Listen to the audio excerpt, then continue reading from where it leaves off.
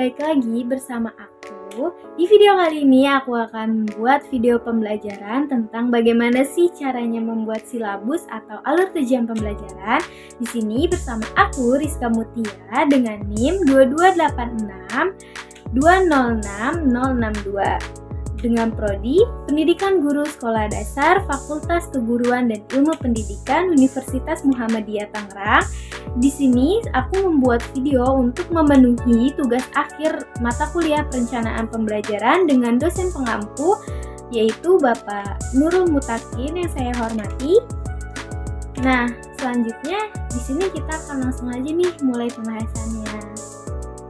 Nah, sebelum kita masuk ke video tutorialnya, di sini aku mau ngejelasin dulu nih apa sih alur tujuan pembelajaran itu?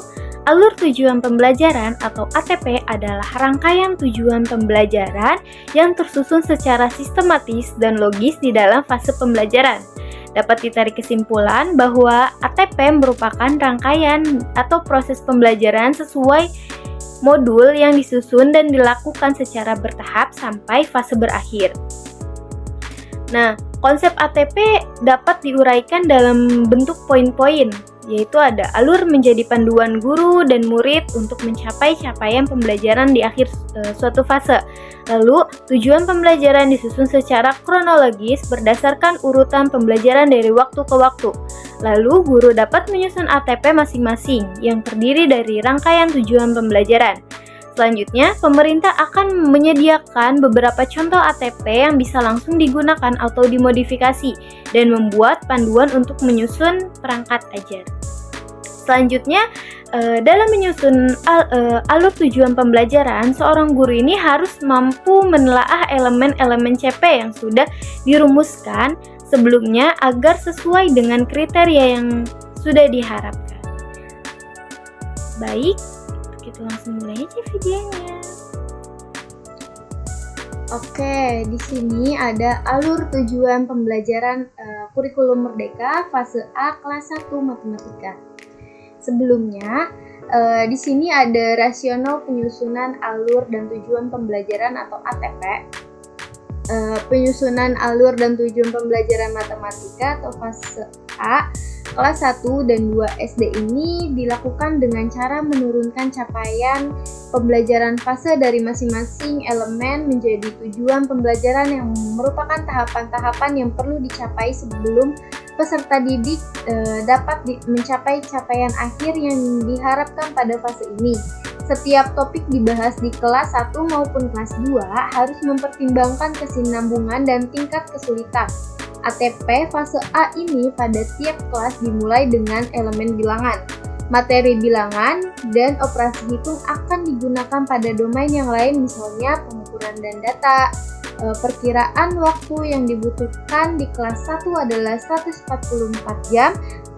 Pelajaran dengan durasi 36 minggu dalam satu tahun, 4 jam pelajaran per minggu. Sedangkan perkiraan waktu yang dibutuhkan di kelas 2 adalah 170 jam pelajaran dengan durasi 34 minggu dalam 1 tahun, 5 jam pelajaran per minggu. Dalam pelaksanaan pembelajaran, guru diberikan kebebasan memilih ATP berdasarkan urutan domain atau tidak berdasarkan urutan domain atau elemen. Selanjutnya, di sini ada capaian pembelajaran fase A. Pada akhir fase A, peserta didik dapat memahami dan melakukan operasi hitung penjumlahan dan pengurangan bilangan caca sampai dengan 999. Mengenal garis bilangan dan menentukan posisi bilangan cacah tersebut pada garis bilangan, serta memahami pecahan satuan sederhana. Peserta didik dapat menyelesaikan persamaan sederhana dan menemukan pola gambar atau objek sederhana dan pola bilangan. Peserta didik dapat mengukur panjang menggunakan satuan tidak baku, serta mengenal dan membandingkan satuan baku untuk panjang, berat, volume, dan waktu. Peserta didik dapat mengenal dan membedakan berbagai bentuk bangun datar dan bangun ruang sederhana. Peserta didik juga dapat menyajikan data banyak benda dalam bentuk gambar dan diagram bata. Selanjutnya di sini kita akan membuat capaian pembelajaran pada halaman matematika. Pertama kita membuat tabelnya terlebih dahulu. Tabel yang paling atas kita isi dengan yang pertama capaian pembelajaran, capaian berdasarkan elemen matematika. Yang keduanya tujuan pembelajaran, yang ketiga alokasi waktu, yang keempat ada materi, yang kelima profil pelajar Pancasila. Nah, capaian berdasarkan elemen matematika yang pertama tuh elemennya tadi sudah disebutkan di sini bahwa elemen yang pertama itu adalah elemen bilangan atau domain bilangan. Nah, capaiannya itu peserta didik dapat mengurutkan bilangan cacah sampai angka 99. Lalu tujuan pembelajarannya mengenal bilangan dan simbol bilangan sampai dengan 10 berdasarkan kumpulan benda. Lalu ada alokasi waktu. Alokasi waktunya itu untuk kelas 1 itu ada 36 JP. Untuk di bilangan itu ada 36 JP, lalu materinya bilangan 1 sampai dengan 1000. Lalu profil pelajar Pancasilanya itu mandiri dan bernalar kritis. Selanjutnya, di sini ada elemen aljabar. Pada kelas 1, peserta didik dapat mengidentifikasi, menduplikasi, dan mengembangkan pola gambar atau objek sederhana dan pola bilangan sampai dengan 99, misalnya 1, 2, 3, 4, 5, seterusnya sampai dengan 99. Lalu tujuan pembelajarannya di sini ada peserta didik dapat menggunakan gambar, objek, dan bilangan dapat membentuk pola.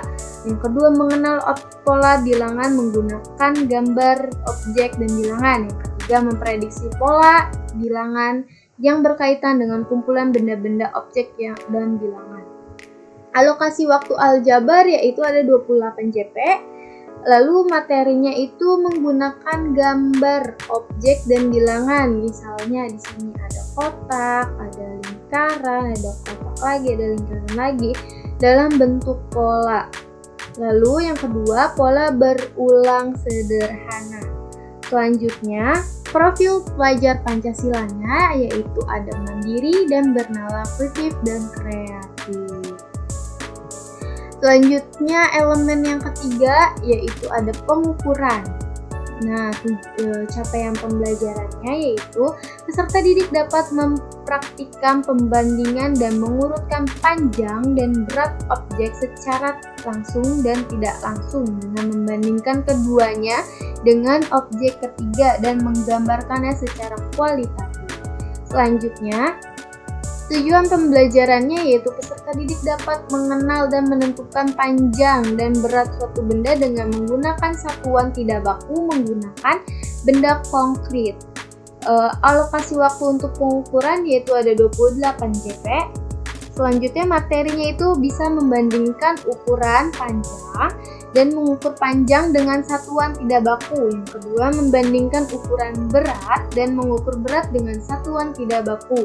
Profil pelajar Pancasilanya yaitu ada mandiri dan bernalar kritis. Nah, elemen yang terakhir ini yaitu menganalisis data dan peluang. Capaian pembelajarannya, peserta didik dapat membilang, mengurutkan, dan membandingkan benda-benda berdasarkan beragam atribut. Tujuan pembelajarannya, peserta didik ini bisa membilang dan mengurutkan benda-benda berdasarkan atribut, membandingkan benda-benda berdasarkan atribut. Alokasi waktu untuk analisis data dan peluang yaitu ada 16 JP. Materinya yaitu mengkelompokkan benda berdasarkan beragam atribut. Profil pelajar Pancasilanya yang pertama ada mandiri dan yang kedua ada bernalar kritis. Nah, mungkin itu saja yang bisa saya sampaikan. Kurang lebihnya mohon maaf. Wassalamualaikum warahmatullahi wabarakatuh.